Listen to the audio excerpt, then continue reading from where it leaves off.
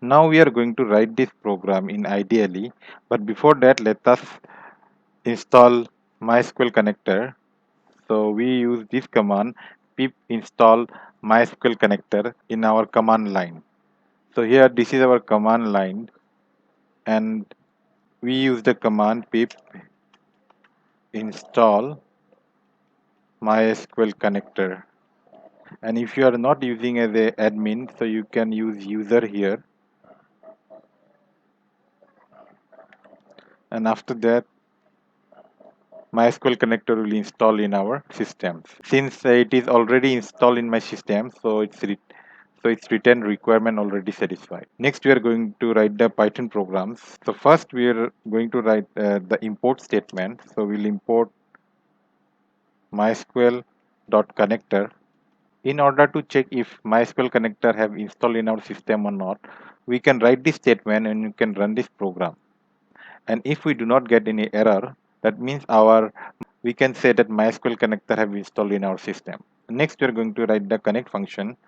For that we will write mysql dot connector.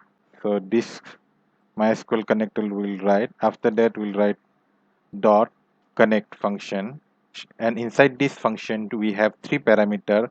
First one is host, which will take the local host. So we'll write local host, comma, the user will be the root,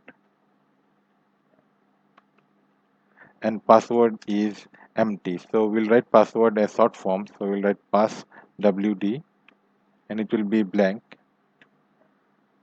And we will store this in a variable called con. Next we will create the cursor objects in order to write the query. So for that we will write my cursor equal to con dot cursor. So we have created the cursor object in order to execute the MySQL query. So here we are going to create our first database. But before that, let us check if our connection is correct or not. For that, we can write the print statement. We can print the con variable. So let's write this. So let's run this. So if we get this output, that means our connection is established, and we can now create a query to create a database. So next we are going to create the database. So let us delete this print statement. So in order to create a database, we will write my cursor dot execute. So execute is a function where we'll write the MySQL query. So first we can write if there is any existing database called student, we first dropped it. So we'll write the query as drop database if exist. So we can give any student any database name. So let's give a name as std db. So this is our database. So if this std_db is present in our database server, it will be deleted or it will be dropped. And after that, we can use the execute statement to create the std_db database. So for that, we'll write my cursor dot execute, and here we will create the database. So for creating the database, the query is create database, and we'll write the name as std_db.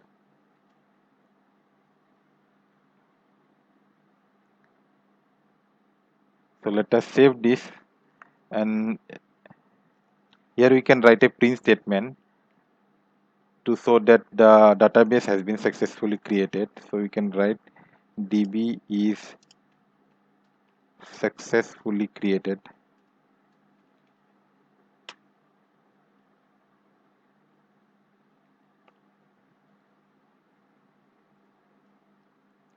So let's save this, and if we run this, so we have an error here. So we can see we get the error here. So we have a spelling mistake here. It should be database. So we will write database here. So let's run this again. So here you can see database is successfully created. So we can check the database if it is created in our MySQL or not. So for that we have to MySQL from MySQL community download. This is the URL for that, and you can install the 64 bits here.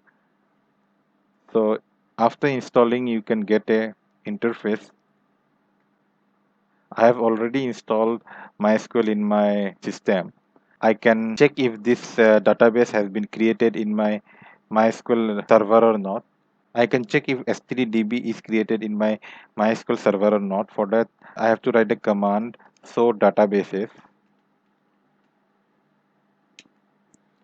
I have lots of database here. So here we can see we have created the database stddb, and using the executes function we can create the table inside the database stddb, and we can modify that table. So in the next video we'll learn about how we can create table inside the database and how we can modify delete data using the query.